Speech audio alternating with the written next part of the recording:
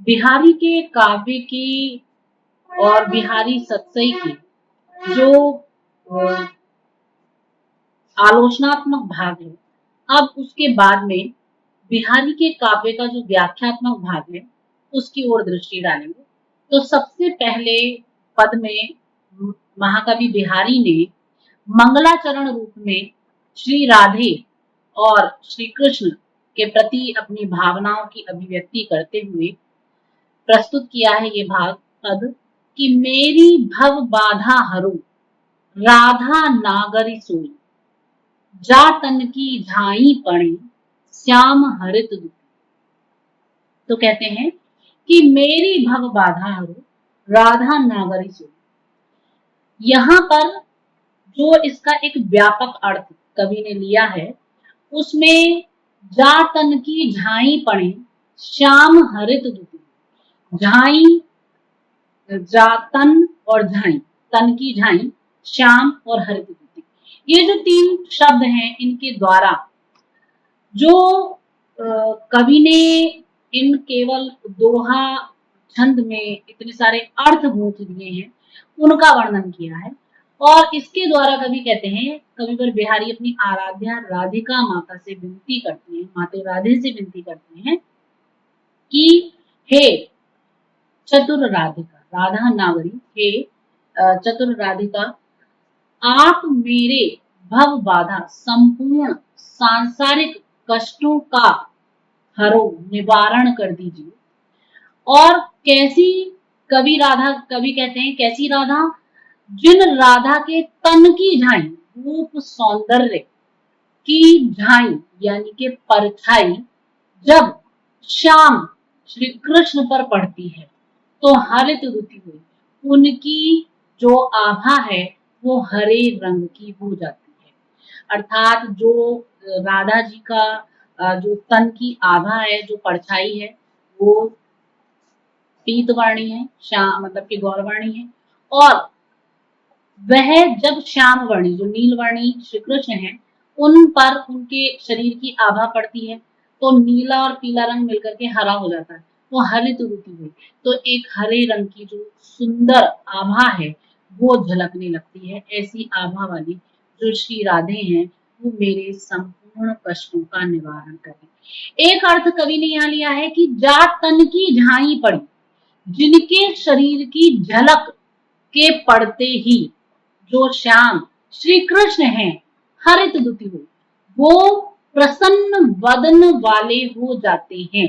ऐसे श्री राधा का जो स्वरूप है, ऐसी जो श्री राधा है जो अपने प्रतिबिंब के स्पर्श मात्र से श्री कृष्ण की प्रसन्नता का कारक हो जाती हैं, ऐसी श्री राधा मेरे भव भव की जो बाधाएं हैं उनको समाप्त कर दें, उनको हर लें।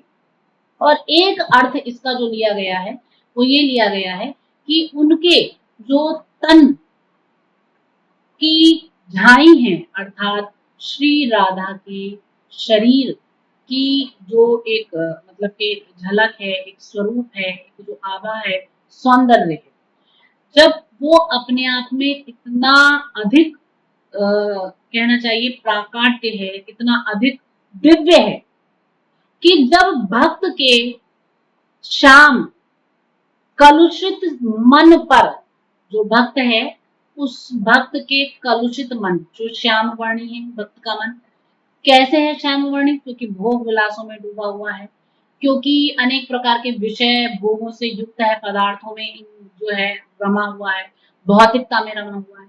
तो ऐसा जो भक्त का मन है, जब उसके मन पर श्री राधे की जो दिव्य आभा है उसका प्रकाश पड़ता है, उसकी परछाई पड़ती है, जैसे ही कोई भी भक्त श्री राधे के स्वरूप का दर्शन करता है और उनके दर्शन की आभा भक्त के हृदय पर पड़ती है तो उसके हृदय के जितने भी कलुष हैं उनको हर लेती है, उनको समाप्त कर लेती है। तो ऐसे श्री राधे का जो सौंदर्य है, उनकी जो छवि है, उनका जो अनुपम स्वरूप है वो मेरी भव भव की बाधाओं को समाप्त करने वाला हो, ऐसा कविवर बिहारी यहाँ पर कह रहे हैं। तो जो कविवर बिहारी ने ये यहाँ पर इतना वर्णन किया है। यहाँ श्री कृष्ण के साथ में उनकी शरीर की जो आभा है वो मिलकर के, क्योंकि श्री कृष्ण सांवले रंग के हैं और वो गोरे रंग की हैं, आभा मिलकर के हरित द्युति हो जाती है और वो आभा संपूर्ण जगत को सुख, सौंदर्य और शक्ति प्रदान करने वाली है। कविवर बिहारी जी के काव्य में प्रायः नायिका की प्रधानता रही है, इसलिए जो मंगलाचरण यहाँ पर उन्होंने किया है उसमें भी राधा कृष्ण के युगल स्वरूप का उल्लेख किया है। और बिहारी जी क्योंकि राधा वल्लभ संप्रदाय से प्रभावित थे, तो यही कारण है कि सर्वप्रथम उन्होंने श्री राधे और कृष्ण की उपासना का संकेत किया है, उनकी उपासना की है। ये जो दोहा है, इस दोहे में श्लेष अलंकार है, काव्यलिंग अलंकार है, रूप का अतिशयोक्ति अलंकार है और श्रृंगार रस के साथ साथ भाव काव्य का भी चित्रण किया गया है। हरित द्रुत, हरा होना मुहावरे का भी सुंदर प्रयोग है। काव्य प्रतिभा व भाषा अधिकार दोनों का परिचय यहाँ पर मिलता है। अगला पद है इनका, मोर मुकुट की चंद्रिकन यो राजत नंद नंद मनु शशि शेखर की अकस किए शेखर सतचंद।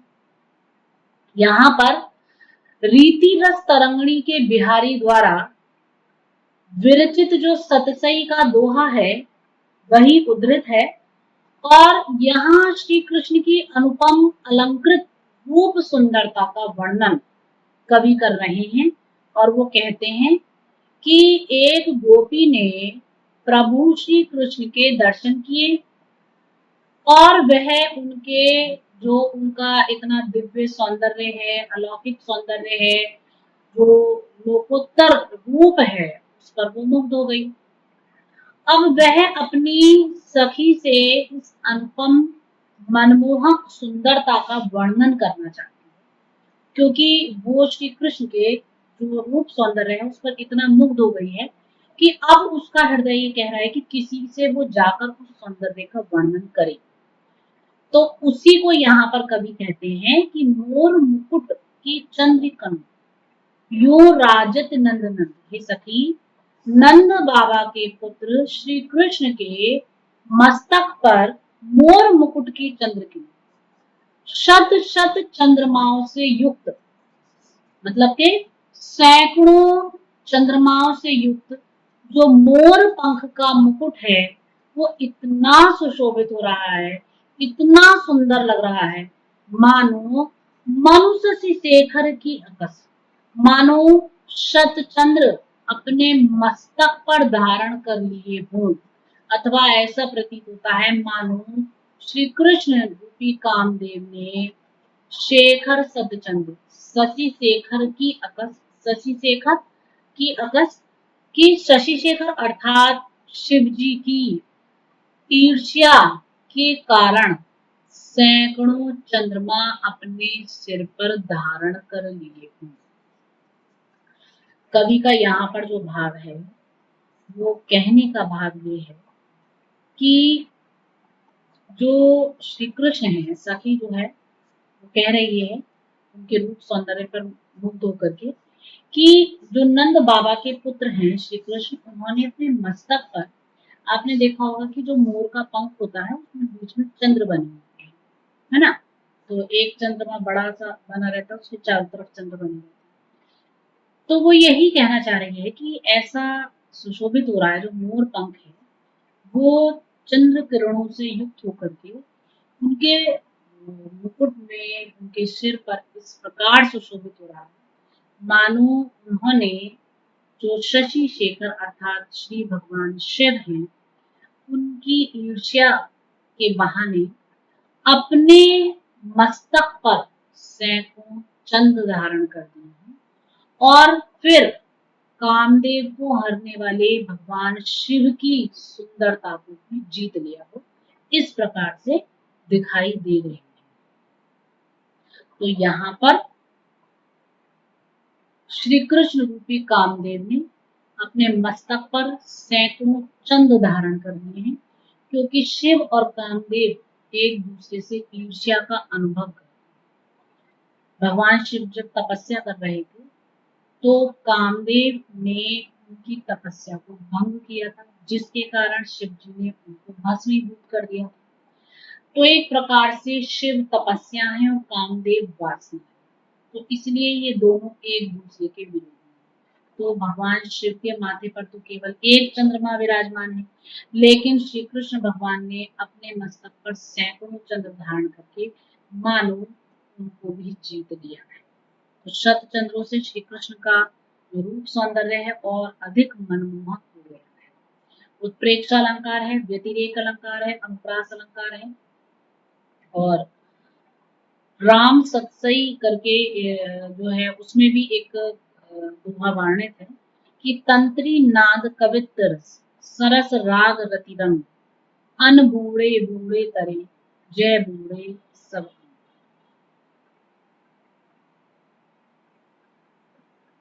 अब अगले दोहे में कह रहे हैं कि नी की दई अनाकन।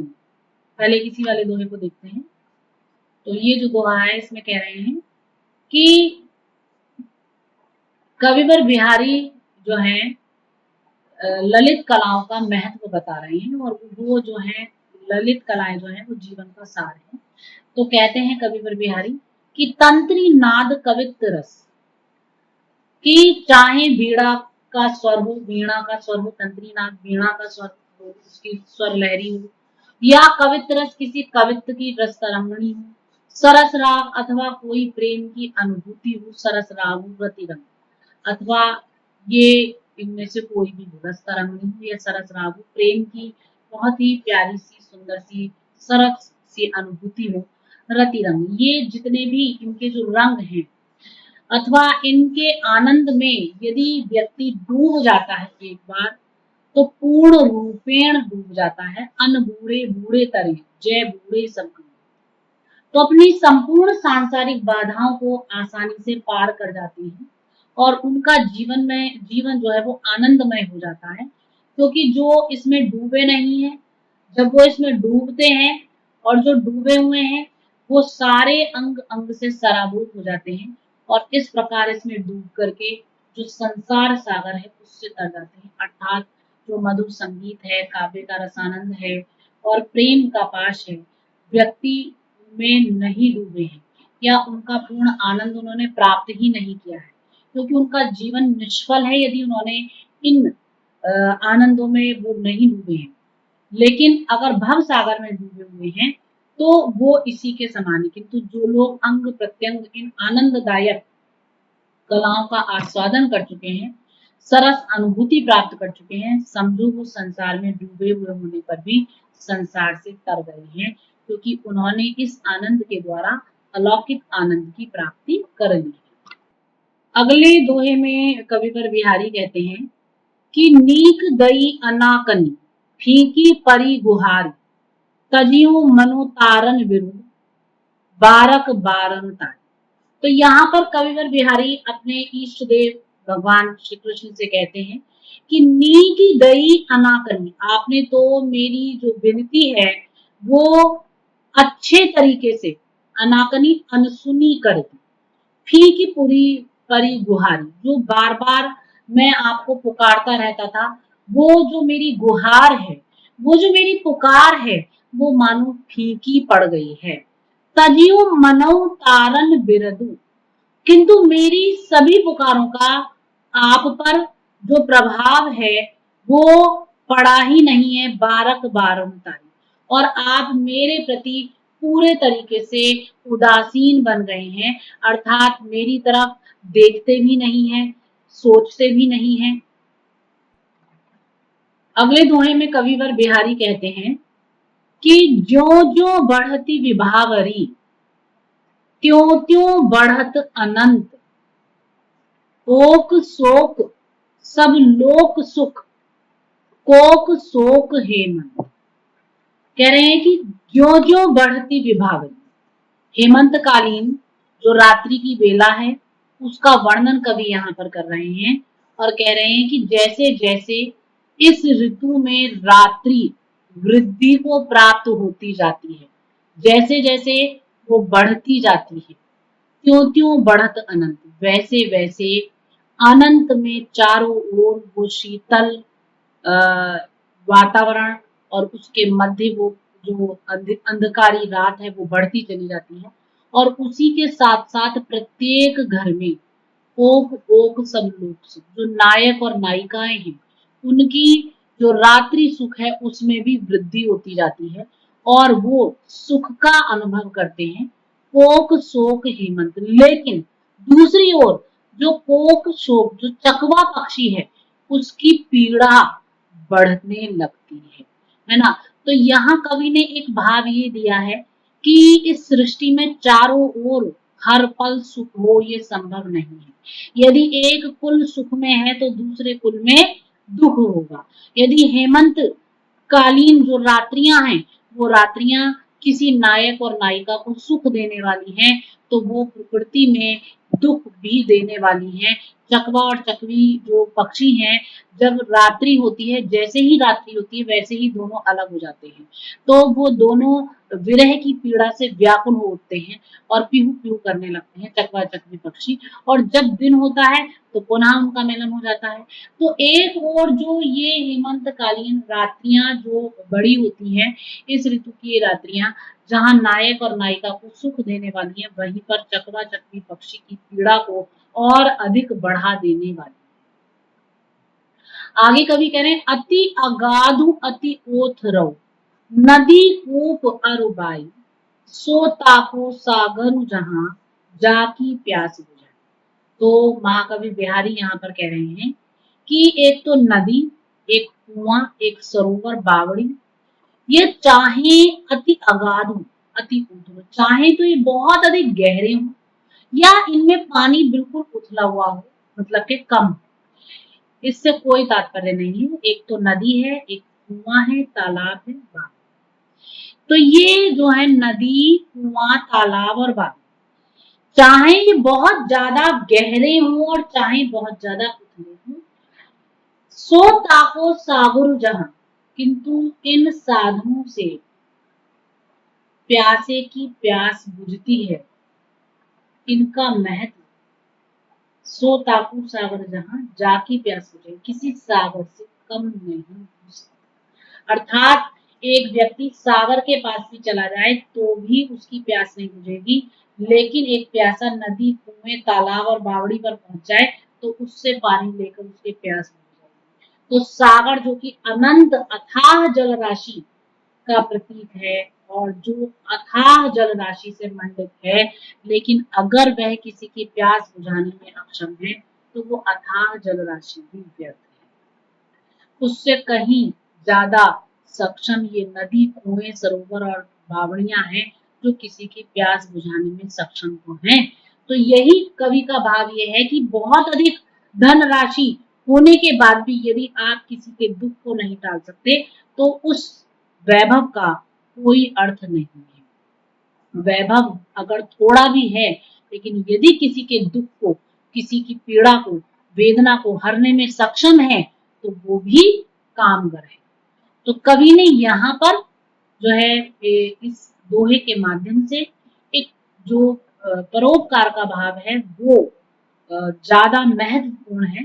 दूसरों के लिए हम अगर कुछ कर सकते हैं तो वो हमारे व्यक्तित्व को और अधिक धनी बना देता है। उसके लिए हमें बहुत अधिक वैभव की आवश्यकता नहीं। परोपकार के लिए हमारे पास भाव होना चाहिए, हमारे पास वैभव की आवश्यकता नहीं। हम तब भी परोपकार कर सकते हैं, लेकिन वैभव अथाह है पर हमारे पास भाव नहीं है परोपकार का तो वो सब व्यर्थ है। तो कवि ने यहाँ पर इसी भाव की अभिव्यक्ति की है। आगे कवि वरद बिहारी कहते हैं कि सखी सोहती गोपाल के उर गुंजन की माल, बाहर लसती मनो पिए दावा नल की ज्वाला। एक सखी कह रही है कि हे सखी, सोहती गोपाल के, श्री कृष्ण के पुर हृदय पर जो लाल लाल गुंजाओं की माला है वो बहुत ही सुंदर हो रही है, बहुत ही शोभायमान हो रही है। ऐसी जान पड़ती है मानो बाहर लसती मनु पिए दावा नल की ज्वाला, मानो दावा नल की जो आग है वो बाहर से शोभा दे रही है। हो। अर्थात श्री कृष्ण जिस दावाग्नि को पी गए थे, आज वो दावाग्नि की लपटें उनके हृदय से बाहर निकल रही हैं और बाहर बाहर उनके हृदय को चमत्कृत कर रही हैं। इस प्रकार जो वो गुंजा की माल है, लाल गुंजा की माल है, वो उनके हृदय पर पड़ी हुई, उनके हृदय पर विराजित होती हुई बहुत ही सुंदर लग रही है, शोभायमान हो रही है। तो अगले दोहे में कविवर बिहारी कहते हैं कि चिर जीवों जोरी जुड़े, क्यों न स्नेह गंभीर, ए घटी ए वृष भानुजा, वे हलधर के। यहाँ पर कह रहे हैं कि चिर जीवो जोड़ी जुड़े, ये जो इन दोनों की जोड़ी है ये चिरंजीवी हो, अर्थात श्री राधे और भगवान कृष्ण की जो ये जोड़ी है ये चिरंजीवी हो। क्यों ना स्नेह गंभीर, और इस जोड़ी में इतना गंभीर घनिष्ठ प्रेम क्यों ना बना रहे। तो चिर जीवो जोड़ी जुड़े, ये जो श्री राधे और कृष्ण की जोड़ी है ये चिरंजीवी हो, हमेशा बनी रहे। और फिर इस जोड़ी में इतना प्रेम क्यों ना हो, इसमें बहुत अधिक गहरा प्रेम होना चाहिए। वो घटी, आखिर इनमें से घटकर है कौन, कौन कम है, दोनों एक से बढ़कर एक हैं। ए वृष भानुजा, ये वृष भानुजा वृष भानु की लाडली बेटी है ना, और वो हलधर के वीर, वो विख्यात बलदाऊ के छोटे भाई श्री कृष्ण हैं। तो इन दोनों की जोड़ी तो अपने आप में अति उत्तम है और हमेशा बनी रहे। और दूसरा अर्थ यह है कि चिर जीवो जोड़ी जुड़े, क्यों न स्नेह गंभीर, हो घटी ए वृष भानुजा, वे हलधर के वीर, कि ये जो जोड़ी है ये घास पाती खाती रहे और इसमें अगाध भी क्यों न प्राप्त हो। इनमें से कम कौन है, ये बैल की छोटी बहन है और वो वरद के छोटे भाई हैं। तो इस प्रकार कवि ने यहाँ पर जो वर्णन किया है उसके माध्यम से श्री राधे और श्री कृष्ण के अगाध प्रेम की कामना की। अगले दोहे में कवि कहते हैं कि मकराकृति गोपाल के सोहत कुंडल कान, धरो मनो ये गढ़ समरू, द्योणी लसत निशा। कि श्री कृष्ण के कानों में मकराकृति मछली की आकृति वाले जो कुंडल हैं वो बहुत ही सुशोभित हो रहे हैं। ऐसा लग रहा है मानो जो मनो हुए गढ़ समृद्धि लसत, कि जो कामदेव हैं, कामदेव के ही गढ़ हृदय रूपी गढ़ पर मनोधरो समरो की अधिकार धारण कर लिया है और ड्योढ़ी लसत मचा, और क्योंकि उस पर विजय पताका फहरा दी है, तो जो विजय पताका है वो गढ़ के द्वार पर उन्होंने अपनी ध्वजा पताका फहरा दी है। तो श्री गोपाल कृष्ण के, भगवान कृष्ण के मकराकृति मछली की आकृति के जो कुंडल हैं वो कान शोभत, कानों में सुशोभित हो रहे हैं। ऐसा लग रहा है जैसे समरू कि जो कामदेव हैं, मानो उन कामदेव के ही ये गढ़ हृदय रूपी गढ़ पर श्री कृष्ण ने धरो अपना अधिकार प्राप्त कर लिया है, और उस किले को जीतने के बाद उस किले की ड्योढ़ी जो गढ़ का द्वार है उस पर लसत निशान अपनी ध्वजा पताका फहरा दी है। अगले पद में कहते हैं मिली पर छाही जौन सो, रहे दुहन के गात, हरि राधा एक संग ही चले, गली मही जा। कि दोनों के शरीर रहे दुहन के गात, जो श्री कृष्ण और श्री राधे के गात शरीर हैं, जो कि एक गोरा है और दूसरा सांवला है। मिली परछाई जौन, और परछाई और चांदनी में मिलते हुए दिखाई दे रहे हैं। हरि राधा एक संग ही चले गली में जा, श्री कृष्ण और राधा एक साथ निशंक नाव से गली में जाते हुए दिखाई दे रहे हैं।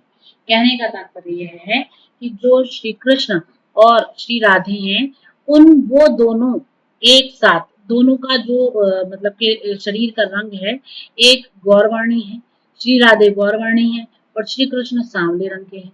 अब दोनों एक साथ मिलकर के मिली परछाई जौन, जैसे परछाई चांदनी में मिल गई, इस प्रकार से हरि राधा एक संग, हरि श्री कृष्ण और श्री राधे एक साथ ही गली में जा रही हैं। अर्थात ऐसा लग रहा है कि वो उनकी खुद की ही परछाई आगे चल रही है, तो इस प्रकार वो दोनों एक साथ ही जा रहे हैं। जैसे परछाई शरीर के साथ साथ चलती है, जहां शरीर जाता है वहीं परछाई जाती है उसकी, उसको अलग नहीं किया जा सकता। उसी प्रकार से वो दोनों भी एक साथ गली में जाते हुए सुशोभित हो रहे हैं, दिखाई दे रहे हैं, परिलक्षित हो रहे हैं। आगे कविवर बिहारी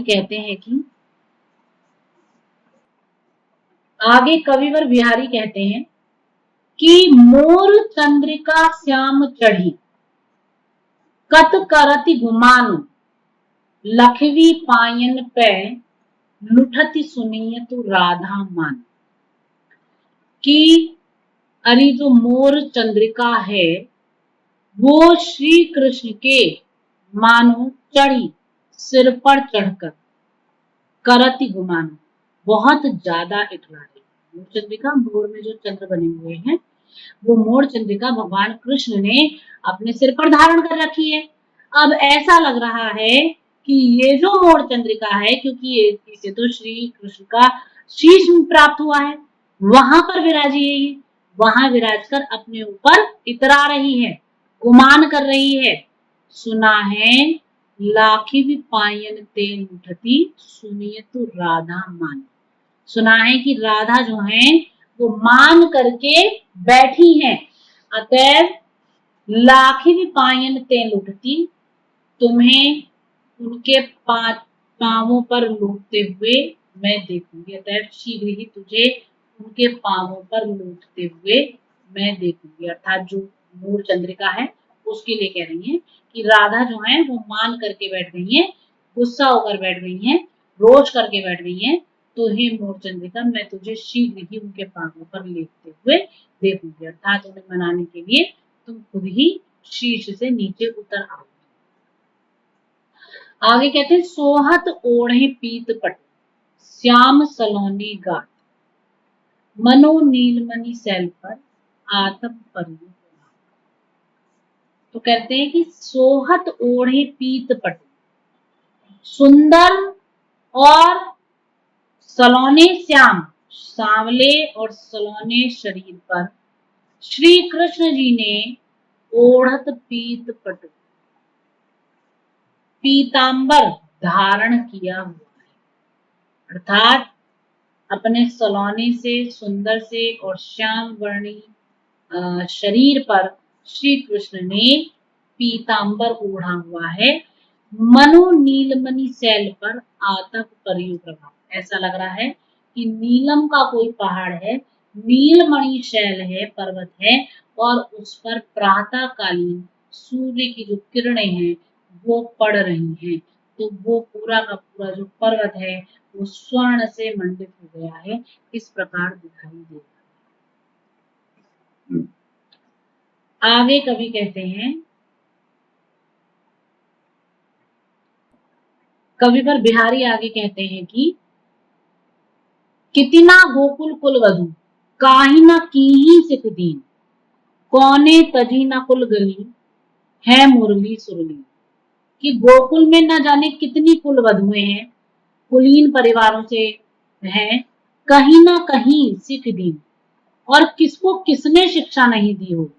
अर्थात हर किसी को हर किसी ने शिक्षा दी होगी, परंतु कुरुवधु होकर और उपदेश सुनकर, कुरुवधु होकर और उपदेश सुनने के बाद भी वो सारी की सारी जो कुरुवधु है मुरली सुरली, वंशी के तारों को, जो मुरली बांसुरी है उस बांसुरी की धुन को सुनकर उसमें डूब कर, कहने तजीना कुल गली है, ऐसी कौन सी कुल वधु होगी जिसने अपनी मर्यादा ना छोड़ दी हो। अर्थात सभी ने छोड़ दी। तो यहाँ पर यही वर्णन है कि जो श्री कृष्ण की मुरली का पाश है, बांसुरी की धुन है, उसको सुनकर एक एक गोपी जो है वो मंत्र मुग्ध हो जाती है और अपनी मर्यादाओं को त्याग देती है। आगे कहते हैं कि सहज सचिकन श्याम रुचि, सुचि सुगंध सुकुमार, गणतु न मनु पशु अपशु लखी, विधुरे सुतरे बार। कि जो स्वभाव से ही स्निग्ध है, सचकन स्निग्ध है, और श्याम काले, और उसके बाद कहते हैं कि सहज सचकन श्याम रुचि सुचि सुगंध सुकुमार, स्वभाव से चिकने काले पवित्र गंध वाले और कोमल, ऐसे जो बिखरे हुए सुंदर बाल हैं उनको देखकर मन जो है, गुणतु न मन पशु अपशु नखी विदुरे सुतरे बाल, कि वो जो मन है वो सुमार्ग और कुमार्ग कुछ भी नहीं देखता, केवल उन्हीं में रम जाता है। तो जो सहज है, सरल है, स्निग्ध है, श्याम वर्णी है, शुचि पवित्र है, सुगंधित है, ऐसे सुकुमार जो वो बाल है उनको गुणगणत न मन पशु अपशु, मन ये नहीं देखता कि कौन सा सुमार्ग है, कौन सा कुमार्ग है, बल्कि वो तो पूर्णतः उन्हीं में लीन हो जाता है। अगले दोहे में कवि बिहारी कहते हैं